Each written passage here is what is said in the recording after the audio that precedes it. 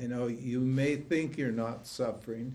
You may have it in your mind how you're not suffering, but you're here because you're suffering. And of course, when you are suffering, what do you want to do? You want to get rid of your suffering as quick as possible. You have a big desire to get rid of your suffering. That's why you're in a hurry always. And so what will you do because you're in a hurry? You'll hear that you're supposed to start with karma yoga, but what will you do? You'll skip karma yoga because it takes too long to get rid of your suffering. You're going to have to sit with your suffering when you're a karma yogi. So, and you don't want to do that because it's too painful to stay in those circumstances. In your mind, it's too painful to stay in those circumstances that are seemingly producing the suffering. So you skip to jnana yoga because that's quick and easy. All you have to do is sit quietly in a satsang and listen to the teacher teach, and suddenly, ping, something happens and you're high and you're clear and everything feels good and the world recedes and goes, shrinks down to a manageable portion or even disappears altogether, and you just see everything as consciousness. You say, oh, wow, this is really cool. Vedanta is really cool. I got instant enlightenment. I'm all happy. And then you what? Karma yoga, I can't be bothered. Well, if you got that mentality, and most people get that, most everybody gets that, then what are you going to do? You're going to be very, very, very disappointed one fine day. Anywhere from 1 hour to 1 week to 1 month, or in some cases 2 or 3 years, you can stay on that knowledge high, but eventually those subconscious tendencies that are left over from your childhood, those patterns, will be triggered by some events. You'll lose this gentleman lost his wife. He'd been married a long time and he loved his wife. And suddenly he's in big pain. And I tell him, do karma yoga, and what does he want to do? He oh yeah, I got karma yoga.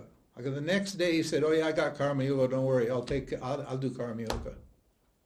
That means he didn't get karma yoga at all. He says, now I just got a few small questions. He tries to stick in a few small questions. Those are not small questions. There's no small questions. They're all big questions. Because what? Because he really is in a hurry to get rid of the pain. But karma yoga is what? Sitting with the pain. Finding the upside in the pain.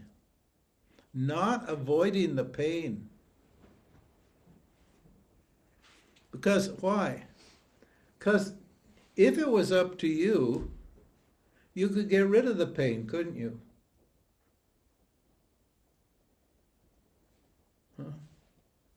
But you can't get rid of the pain because it's not up to you. You didn't generate the pain, and you didn't what? And you can't remove the pain. So by jumping away from the pain, in other words, suppressing the pain hasn't gone anywhere. The pain has just been suppressed. And all the time you're up there, tra-la-la, happy, feeling enlightened, underneath, you're suffering. You're bored, you're lonely, you're confused, but you just don't notice it because you're so clean to this knowledge escape. Understand? I know that this may be a shock to some of you. You need to say, I'm in pain, I am suffering. And then you look and think about, what have I gained by this? What am I gaining now by this suffering? What are you gaining now by this suffering? You're gaining the desire to know who you are. And to simplify your life. That's called self-actualization. Self-actualization happens what? In all three stages of the Vedanta teaching. It happens at the Karma Yoga stage, it happens at the Upasana Yoga stage, the discipline stage, and it happens in the self-actualization phase also. Self-actualization happens in the self-actualization phase. There are two types of sadhanas you have to do in that phase. We will talk about later. Let's see. So, and this is such a big problem. You know, you don't want to change your circumstances, but it's the circumstances that are causing you to suffer. Because those circumstances are incarnated ignorance. You wouldn't be in that position if you knew what you are in the first place. So your circumstances are what? Are keeping the ignorance in place. And unless you kick the foundation out from under the chair's not going to fall over.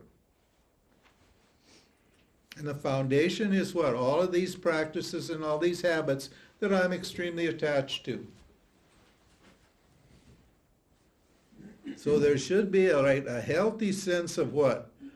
Of self-contempt. In other words, why am I continuing to work against myself here?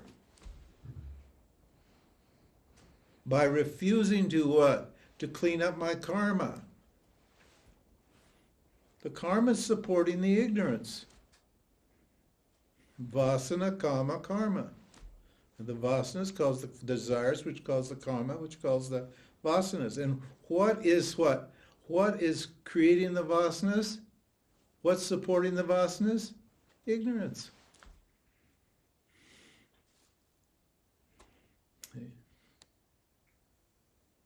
So pain's good. Suffering's good. The Buddha, you know, and the Buddhism, you can just see the tendency to run away. Right there in Buddhism. That's why the Buddhists were all basically, their whole idea was built on the Vedic non-dual system. But when the Buddha came along, because he was a sentimental person, he was a do-gooder and sentimental person, he just couldn't stand the way the caste system was working in India. And so he thought, well, I'll take the God principle out of it. And he changed the whole, tried to change the whole flow of the Vedic system by escaping from what? From ignorance.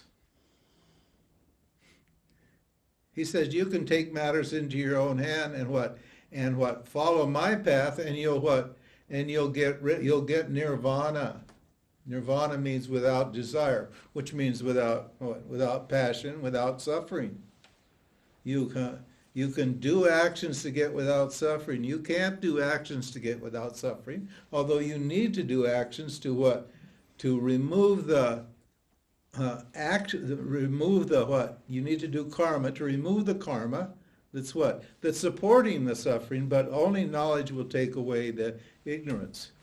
Once you've done that, once you've done your karma yoga, once you've done your proper karma yoga, then what? Knowledge clicks automatically. Understand? It's a biggest misconception, biggest problem here. Right? So you know, we say, well, moksha's freedom from experience, but you don't get free from experience until you what? Engage in experience itself. And that engagement you do what? With a different state of mind, with the Karma Yoga state of mind. And the Karma Yoga state of mind is what? As two points. One is the attitude, that's the state of mind, and two is the actions that support that state of mind. Karma Yoga state of mind is that Ishwara takes care of everything that happens, and so therefore I don't worry about it. But if you don't do the actions to support that, you're not doing Karma Yoga. So you're working against yourself. Always the obstacles are always your own self. Never think that the problem is out there. That's the virtue, that's the value, or that's the glory of people, you people here. You know what? That I'm the problem. You know that you're the problem. All the people who are not here are there. What are they doing?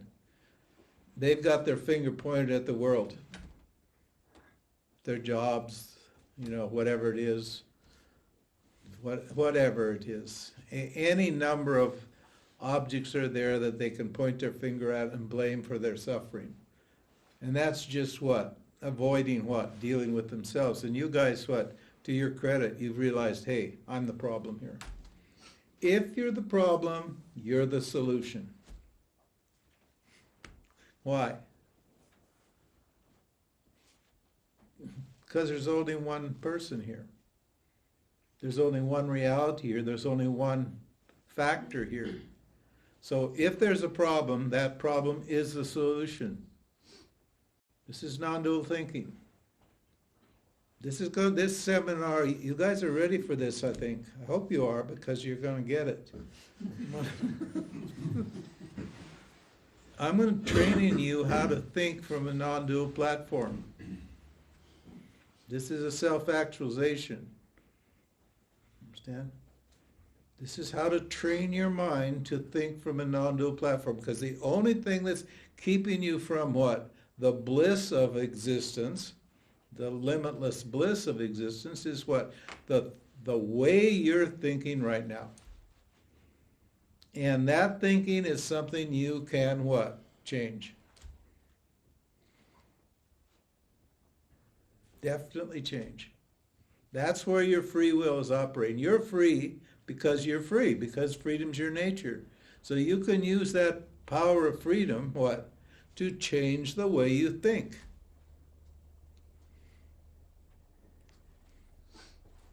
When you understand how this works, then you'll just get right on with it. And you'll just see that what? That your whole orientation to the world and the world's orientation to you shifts. There's a complete change of status in the world, which previously you thought was real and the cause of your suffering, and now you see as what? Unreal and impotent. The world has no power.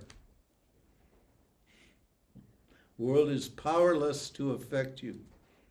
If it had any effect upon you, if your life had any effect upon you, there would be no freedom whatsoever. And this whole Vedanta would be a lie. I think you posted a satsang of Swamiji saying that Vedanta is all a lie, or was it his guru that was saying that? Yeah, when he was with my teacher Swami Chinmayananda was with his guru. Either he said it or his guru said it. They both understand it. In other words, the teaching was Vedanta is a big lie, unless it isn't. So I need to understand this, how to think, and incorporate this ability to see that from one point of view a thing can be true, and from the opposite point of view, that same thing can be true. So this is both and thinking, not either or thinking. Think about that. That's pretty cool.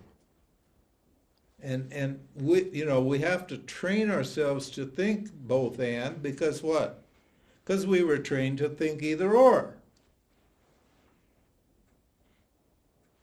That's what ignorance does. Ignorance trains you to think, well, this negates that. The world does not cancel the self. This is a very common notion. If I'm in the world, the self is hidden from me. That's called duality. But does your suffering cancel your existence?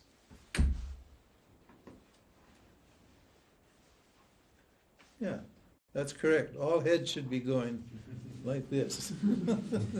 All head. If your head's going like this, then you're wrong.